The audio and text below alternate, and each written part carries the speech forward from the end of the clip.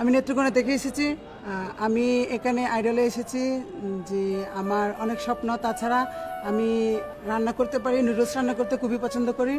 পাশাপাশি আমি পার্লারের কিছু কাজ জানি। তাছাড়া হস্তশিল্পে যেমন সুতশিল্পের কাজও জানি। তাছাড়া আমার অনেক স্বপ্ন, ছোট থেকে আমার খুব স্বপ্ন যে আমি বাংলাদেশে আইডলের মতো একজন কিছু হব, যে সারা বাংলাদেশের মানুষ আমাকে চিনতে পারে। কে আছে?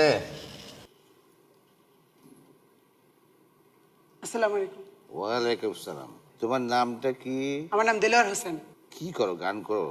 হ্যাঁ, গান করি, নাচ পারি, ও, নাচও পারো? ছবি আঁকতে পারি, উপস্থাপনা করতে পারি, কবিতা আবৃত্তি পারি, পার্লারের কাজ পারি, হস্তশিল্পের কাজ পারি, সুশিল্পের কাজ পারি। আজকে কোনটা করতে এসেছেন? আসলে আমি মূলত নাচ এবং গান দুটোটাই মানে একসাথে। হ্যাঁ নিয়ে আসছি। তাহলে একটু দেখি আমরা। লাবণ্য পূর্ণ প্রাণে প্রাণে সহে আনন্দ বসন্ত সমাগমে বিকশিত স্নিগ্ধ কুসুম হে বিকশিত স্নিগ্ধ কুসুম চিত্রিত ছিল কাননে একলা আস্তে আস্তে আস্তে আস্তে আস্তে। এটা কি গান গাচ্ছ তুমি?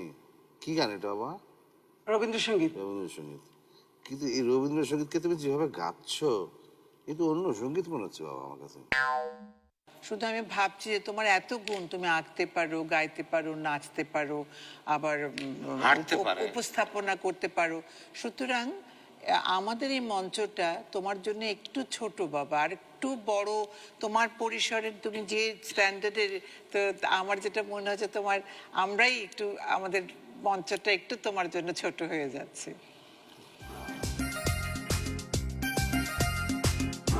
আমার অনেক কনফিডেন্স ছিল যে আমি অবশ্যই অবশ্যই সামনের রাউন্ডে যাব। বুঝতে পারলাম না যে কেন, কোথায় গন্ডগোল হলো।